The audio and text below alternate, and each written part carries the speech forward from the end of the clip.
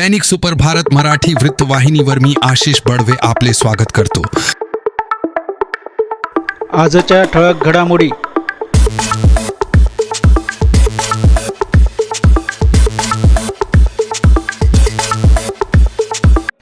11 February 2025 रोजी करंजी येथे भरदिवसा चोरट्यांनी धाडसी घरफोडी करीत 2 घरांमधून सुमारे 1,10,500 रुपये किमतीचे सोन्या चांदीचे दागिने आणि रोख रक्कम लंपास केली आहे। या घटनेमुळे गावात भीतीचे वातावरण पसरले आहे। पोलिसांनी गुन्हा दाखल करून तपास सुरू केला आहे। सकाळी 11 ते पावणे 12च्या दरम्यान ही घटना घडली। महात्मा ज्योतिबा फुले शाळेत ग्रंथपाल म्हणून कार्यरत असलेले सुभाष पांडुरंग वासेकर यांचे घरी चोरट्यांनी डाव साधला। घरात कोणी नाही याची खात्री करून घटनेला अंजाम दिला व घराशेजारील संदीप घोटेकर यांचे घरीही त्याचवेळी चोरट्यांनी चोरी केली।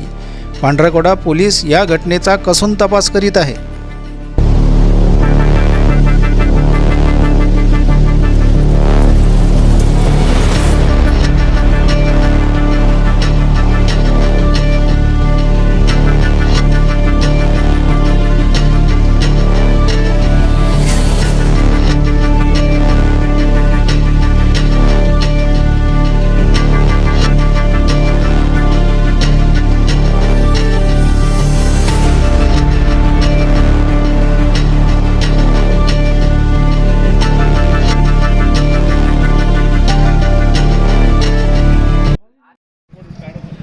स्वच्छतेचे विविध पुरस्कार मिळालेले पांढरकवडा शहर आज कचऱ्याचे शहर म्हणून ओळखले जाऊ लागले आहे। नावाजलेली नगरपरिषद असलेल्या पांढरकवडा शहरात सर्वत्र घाणीचे साम्राज्य दिसून येत आहे। स्थानिक जिल्हा परिषद शाळेजवळ सडके खरकटे अन्न टाकल्या जात असल्याने तेथे दुर्गंधी पसरली आहे।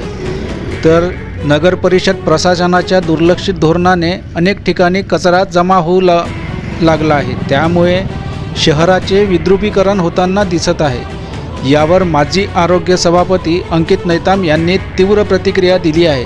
त्यांनी थेट नगरपरिषद मुख्याधिकारी यांना जबाबदार धरून त्यांच्या हकालपट्टीची मागणी सरकार दरबारी केली आहे।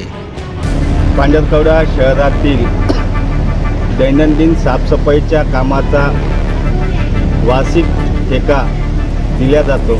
दरमहा त्याच्याकडून 12 ते 13 लाख रुपये उचल करण्यात येते, परंतु शहरामध्ये सगळीकडे घाणीचं साम्राज्य निर्माण झालेलं आहे। रस्त्यावर कचरा, नाल्या तापवत नाही आहे, घरोघरी घंटागाडी जात नाही आहे। हे प्रशासक मस्तीत आलेले आहे। यांचा भ्रष्टाचार जोपर्यंत उघडकीस होणार नाही तोपर्यंत शहरातली घाण दूर होणार नाही। अशा बेजबाबदार प्रशासकाची हकालपट्टी करावी अशी माझी महाराष्ट्र सरकारला विनंती आहे।